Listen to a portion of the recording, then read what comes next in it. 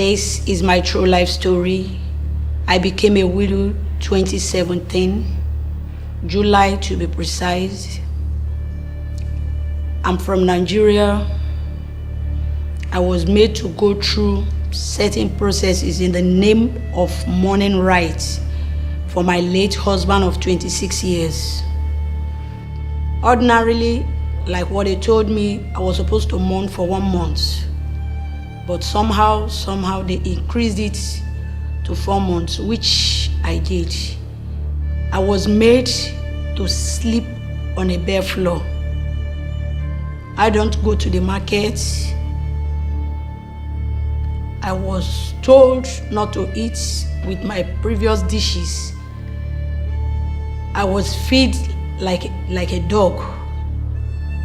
I received the most inhuman treatment of my life during my mourning period of my late husband.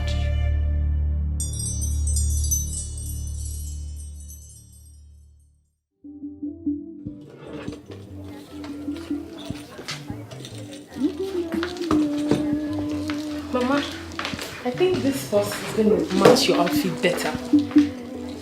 Isn't it pretty? It's so nice. It goes with your outfit, even your scarf. It's very fine. It's lovely. Are you sure? Yes, it's going to work. Thank you. Perfectly well. Thank you. Ah, Mama, you're looking so beautiful. Ever young. I wish I could take care of my mom exactly the way your children are taking care of you. No one will believe you are 70.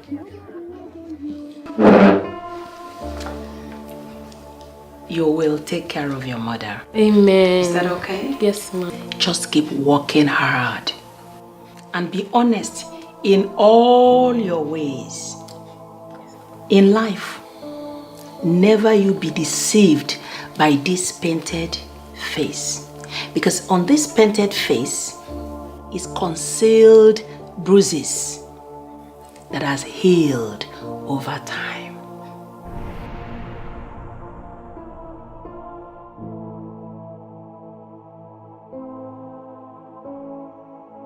I didn't kill my husband. I couldn't have. A man I'm in love with. I was in love with him. And not even after what I passed through during the death of my first husband. And these people labeled me a husband killer. In fact, my brother-in-law took all my husband's properties. His bank accounts, he seized all of them and threw me and my 3 children out of our house. I watched my husband build with his wealth. He said for me and my children to step into that compound again, that I must perform a ritual to prove my innocence.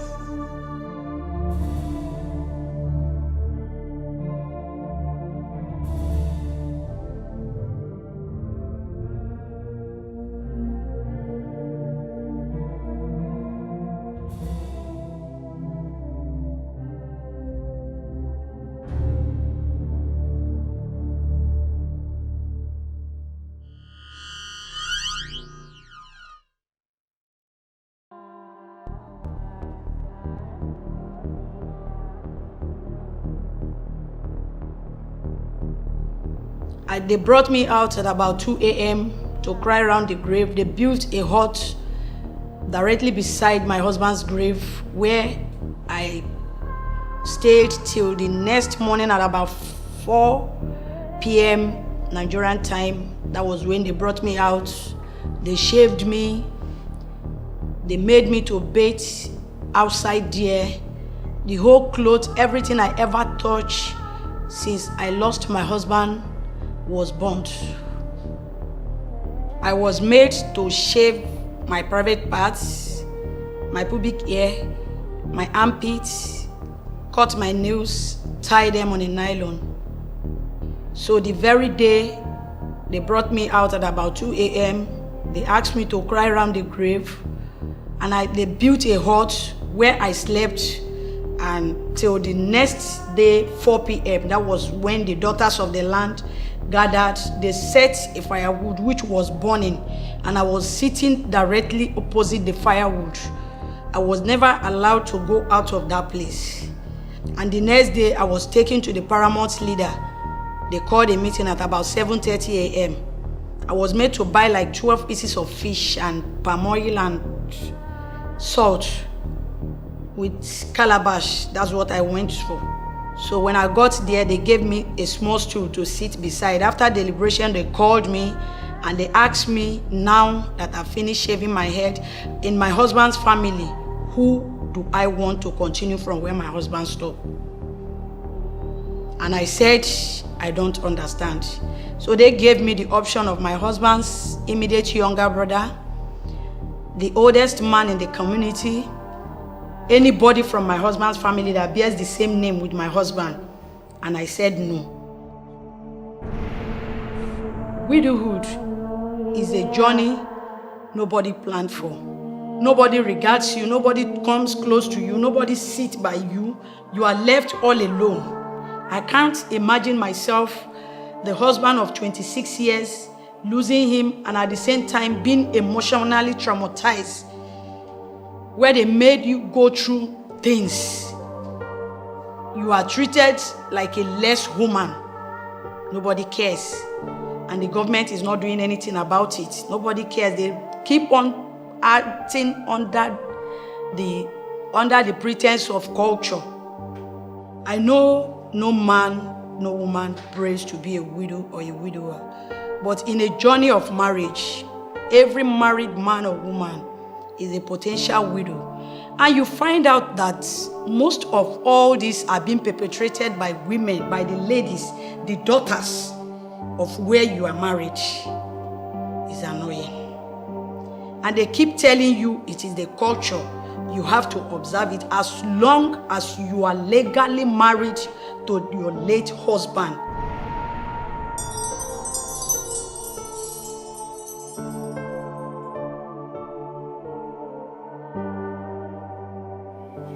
My widowhood story is different.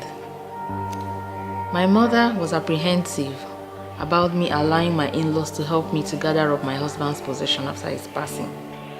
I couldn't understand her, just like she couldn't understand me. You see, 9 out of every 10 widow is faced with an open or closed war with their in-laws. But I am the one that stood out, although not without issues.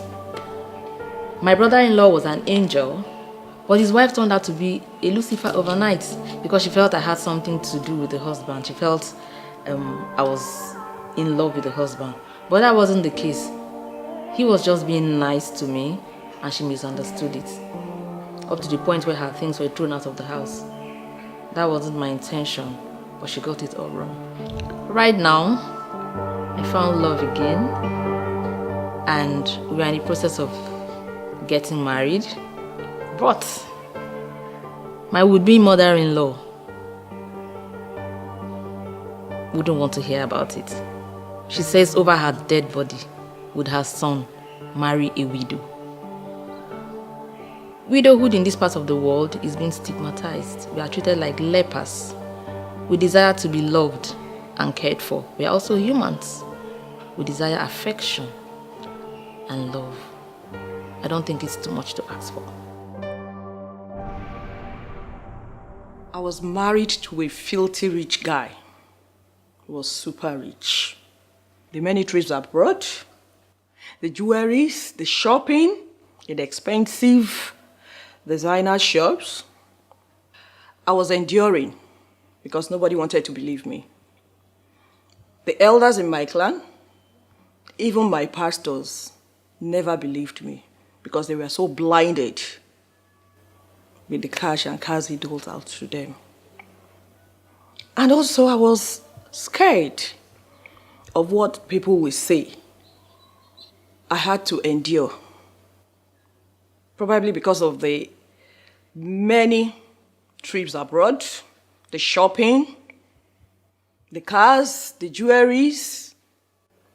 But I was just enduring all the pains. When I thought the horror was over, I never knew I was starting another terrible journey. The journey of widowhood. I was abused. I received inhuman treatment. Even his mom asked me if I was happy. The son was dead. She told me that I was relieved because his son passed on. Am I really relieved? Every day by the second, a woman is being widowed.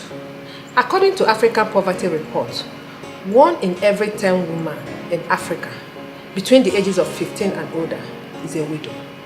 Unfortunately, not much is being done in practice to expose the horrendous experiences these women has to go through. Is this the cultural manipulation, the human factor, the emotional trauma, the social exclusion, the spiritual blackmail, or the financial struggle? It's saddening to hear widows of this 21st century tell the same stories of widowhood experience that I had 25 years ago, all because of our culture of secrecy and silence. But now we are telling the story, but in a drama series. We have currently interviewed over 20 widows across Nigeria. We have a lot of filming to do, not just in Nigeria, but in other African countries, such as South Africa, Kenya, Ghana, and Sierra Leone. We are at the critical point where we are soliciting for support and fund. The current budget for this program is at the cost of $52,800, and we are soliciting for $49,800. You may think the budget is expensive, but if you consider the benefit, not just to widows, but to gender equality and sustainable development, you may understand the value of this program. We call on you to be a part of this journey.